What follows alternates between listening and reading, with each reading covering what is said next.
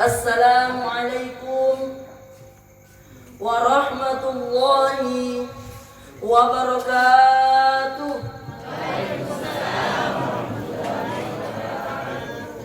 Alhamdulillah, alhamdulillahi rabbil alamin, wa bihi nasta'inu ala umuri dunya waddin.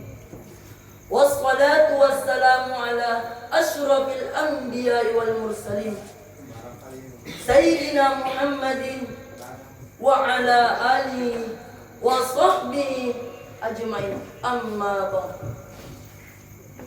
Alhamdulillah, pertama-tama dan yang paling utama, marilah kita kembali memanjatkan puja dan puji syukur atas kehadirat Allah Subhanahu wa taala. Dikarenakan Allah Subhanahu wa taala tak pernah bosan-bosannya dan tak pernah henti-hentinya menurunkan kepada kita begitu banyak nikmat, berupa nikmat kesehatan, nikmat kesempatan, dan terlebih-lebih lagi nikmat iman dan Islam. Dikarenakan nikmat kesehatan, nikmat kesempatan, dan nikmat iman dan Islamnya lah kita masih bisa diperkumpulkan di tempat yang insya Allah penuh barakah ini. Salawat bertangkaikan salam. Tak lupa pula kita haturkan, kita lafazkan salawat beserta salam kita kepada sang suri tauladan kita, pemimpin agung kita, dan juga kekasih kerinduan kita, ialah Habibana wa Nabiyana Muhammad sallallahu alaihi wasallam.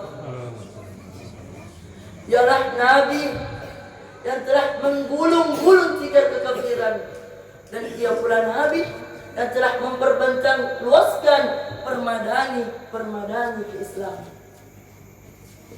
Dan ia pula Nabi yang rela dihujani anak panah, yang rela bercucuran darah, dan yang rela meneteskan di muka bumi air matanya. Untuk apa? Untuk menegakkan kalimat tauhid, kalimat suci, yakni la ilaha illallah, tiada Tuhan selain Allah. Hadirin wal hadirat yang dirahmati oleh Allah Subhanahu wa taala. Pada kesempatan yang insya Allah penuh barakah ini, izinkan saya untuk menyampaikan satu ceramah yang semoga ceramah ini bisa kita ambil manfaatnya, bisa kita ambil pembelajarannya. Judul ceramah ini, seseorang yang berilmu harus juga disertai dengan akhlak yang kokoh. Saya mengambil satu kisah dari salah seorang prajurit yang hidup di zaman tabi'in.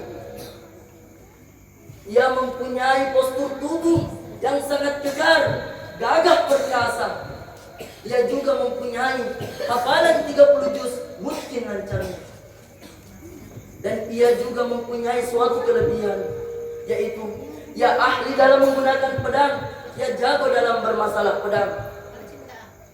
Dan ia juga adalah salah seorang yang ahli dalam sunnah ibadah. Ia selalu menegakkan salat tahajud di setiap malamnya. Ia selalu melaksanakan puasa Daud bertahun-tahun lamanya. Dan ia juga melaksanakan sunnah-sunnah lainnya. Inilah kelebihan dari prajurit tersebut. Tetapi di suatu ketika kaum muslimin hendak berperang melawan bangsa Romawi. Di saat itu prajurit ini ikut serta dalam perperangan tersebut. Dan tibalah perperangan ini dimulai. Prajurit ini mengisi barisan yang paling depan, yang melawan pasukan bangsa Romawi. Satu demi persatu ia musnahkan, sampai sehingga bangsa Romawi mundur sorong untuk menyelamatkan nyawanya yang masih hidup.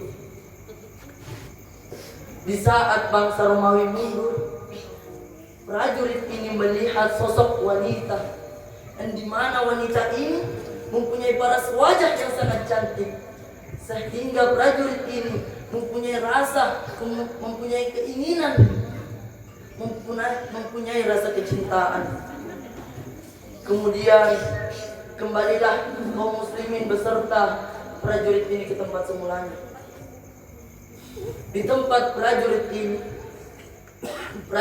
berpikir bahwasanya ia ingin menikah kepada wanita tersebut, bahwasanya ia ingin menghidupi seisi hidupnya dengan wanita tersebut. Siapakah wanita ini?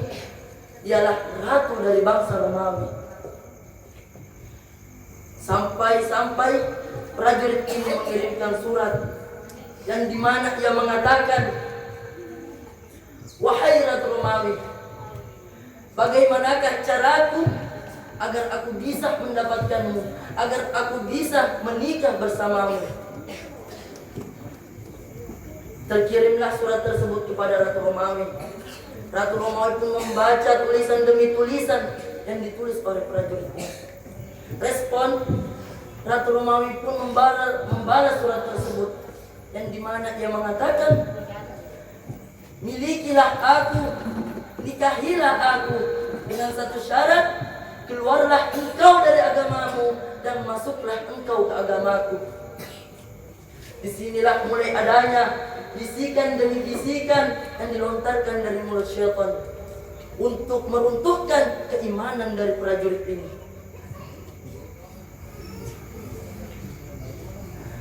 Sehingga prajurit ini mengikuti hawa nafsunya. Ia terlena oleh angan-angan kosongnya. Ia keluar dari agama Islam. Ia murtad dari agama Islam. Dan untuk apa? Untuk menikah bersama Ratu Romawi itu. Mereka berdua pun menikah. Mereka berdua pun menikmati. Mereka mengisi kehidupannya dengan kesenangan. Tetapi kesenangan kekufuran, bukan dengan kesenangan keislaman. Di akhir hayat prajurit ini kedatangan sosok lelaki, yang dimana laki-laki ini bertanya kepada prajurit ini, apakah engkau masih mengingat hafalanmu 30 juzmu itu yang dulu sangat mungkin? Prajurit ini menjawab, saya hanya mengingat 2 ayat, dan dimana 2 ayat inilah yang menceritakan kisah prajurit ini. Bunyi ayat ini, rubama yawaddul ladzina kafaru law kanu muslimin. Kadang-kadang orang kafir itu nanti di akhirat menginginkan sekiranya dahulu mereka di dunia menjadi orang muslim. Lanjut ayat ini, Larpun ya'kulu wa yatamatta'u wa yulfihimul amalu fasawfa ya'lamun. Biarkanlah orang-orang kafir itu makan dan bersenang-senang dan mengikuti angan-angan kosong mereka. Kelak mereka di akhirat akan mengetahui akibat perbuatan yang mereka perbuat. Maksud dari ayat ini, biarkan orang yang tak mau beriman kepada Allah Subhanahu wa taala, orang yang tak mau bertakwa kepada Allah Subhanahu wa taala, melampiaskan hawa nafsunya di dunia, mengikuti angan-angan kosongnya di dunia. Kelak mereka di akhirat akan mengetahui bahwasanya mereka perbuat di dunia adalah suatu perbuatan yang tak terpuji, melainkan suatu perbuatan yang tercela.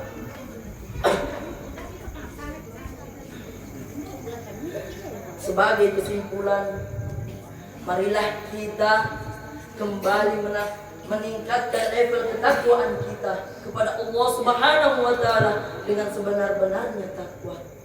Marilah kita kembali menegakkan sunnah-sunnah Rasulullah SAW, dan marilah kita kembali mengkokohkan akhlak dengan sebenar-benarnya akhlak. Dikarenakan di atas ilmu masih ada sesuatu yang tinggi yang harus dikokohkan, yaitu akhlak. Cukup sekian ceramah yang bisa saya sampaikan. Semoga ceramah ini bisa memberikan kita semua pembelajaran. Jika ada kata-kata yang salah, itu datangnya dari saya. Dikarenakan saya bukanlah malaikat, saya bukanlah nabi ataupun rasul, melainkan saya hanyalah manusia biasa yang tak luput dari kata dosa. Jika ada kata-kata yang benar, itu datangnya dari Allah Subhanahu wa Ta'ala.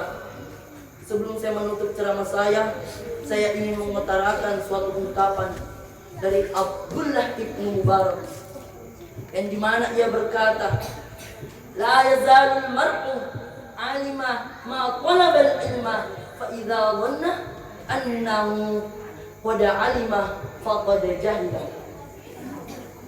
Seseorang yang disebut pintar ialah orang yang terus belajar. Begitu ia merasa pintar, di saat itulah ia bodoh. Undur mangkola wala tandur mangkola. Atau dalam bahasa Inggrisnya, don't look who is said, but look what is said. Atau bahasa Bugisnya, aja na diitay iga magpau, tapi itay aga nagpau. Yang artinya, jangan lihat siapa yang mengatakan, tapi lihatlah apa yang dikatakan. Wabillahi taufiq wal hidayah. Assalamualaikum warahmatullahi wabarakatuh.